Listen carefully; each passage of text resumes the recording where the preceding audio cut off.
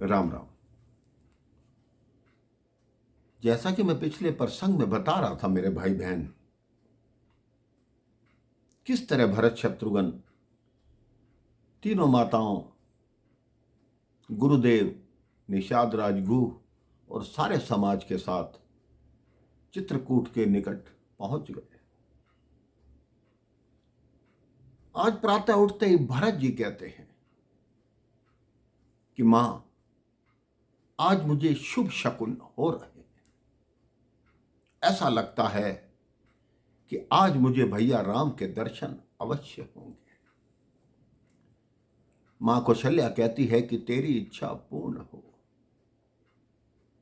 अपनी दशा देख, पिछले कितने दिनों से तू नंगे पांव चलता आ रहा है। मेरा तेरे को देखकर मेरा मन बहुत दुखी होता है। भरत जी के फिर आंसू निकल आते हैं। कहते आप मेरी दशा देख रहे हो, लेकिन मेरी मां की वजह से मेरे दोनों भाइयों और मेरी भाभी की क्या दशा हुई होगी, वो इसी पथ से निकले होंगे। भरत जी आदेश करते हैं कि आज आप सब लोग यहीं नदी किनारे रहो। मैं, शत्रुघ्न और निषाद राजगुह आगे बढ़कर देखते हैं। अगर हमें कोई संदेश मिलेगा, प्रभु दर्शन होंगे, तभी आपको तुरंत सूचना देंगे। अब वो तीनों आगे बढ़ते हैं। सारा समाज मंदाकिनी नदी के तट पर रुका हुआ है। निषाद राजगुह एक ऊंची चट्टान पर चढ़कर देखते हैं और बोलते हैं, भैया भरत, वो आ गया प्रभु का आश्रम। भरत गदगद हो उठते हैं, वो दंडवत करने लगते हैं। निषाद राज कहते हैं, क्या कर रहे हैं? भरत जी कहते हैं, यहां से भैया के आश्रम तक अब मैं दंडवत करते हुए ही जाऊंगा।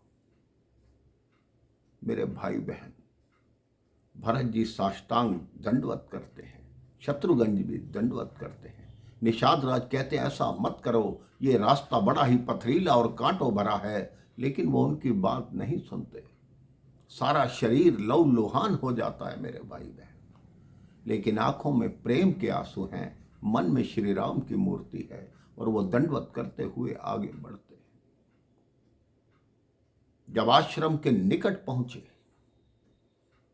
तो आश्रम के मुख्य द्वार से नहीं, पिछले द्वार से भरत जी दंडवत कर रहे हैं।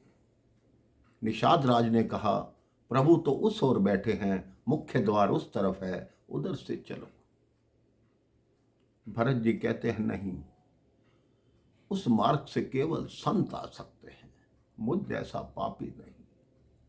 मैं अब तभी ही उठूंगा जब भैया राम मुझे स्वयं उठाने आएंगे। अब जिस तरफ भरत जी थे मेरे भाई बहन, उस तरफ राम जी की पीठ थी। कुछ संत बैठे थे, उनसे धर्म की चर्चा कर रहे थे। लक्ष्मण जी उनकी सेवा में व्यस्त थे।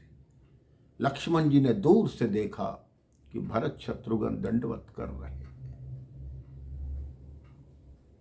पहली बार हुआ मेरे भाई बहन, लक्ष्मण जी का मन किया कि राम जी की सेवा छोड़कर जाके भरत जी के चरणों में गिर जाऊं और जो मैंने उनके बारे में विचार अपने मन में लाया, उनके लिए क्षमा मांग लूं। ये पहली बार हुआ मेरे भाई बहन। लक्ष्मण जी का मन राम जी की सेवा से कभी विचलित नहीं होता था, लेकिन आज पहली बार हुआ। उनका शरीर राम जी के पास था, लेकिन उनका मन भरत जी के पास पहुंच गया। उन्होंने प्रभु श्री राम से केवल इतना ही कहा मेरे भाई बहन, कि भैया भरत आया है। उसके पश्चात किसी ने प्रभु श्री राम को उठते नहीं देखा मेरे भाई बहन। जब पलक झपकते ही प्रभु ने भरत को गले लगाया, उनका धनुष कहीं गिरा, बाण कहीं गिरा, अंग वस्त्र कहीं गिरा। कई संत इसकी अलग अलग परिभाषा बताते हैं मेरे भाई बहन। क्या परिभाषा बताते हैं, ये मैं आपको अगले प्रसंग में बताने का प्रयास करूंगा। क्योंकि भरत मिलाप की कथा इतनी करुण कथा है मेरे भाई बहन कि आंखों से अश्रु बहते हैं। उस संत का त्याग त्याग देखकर वाणी गदगद हो जाती है। राम राम, जय श्री राम।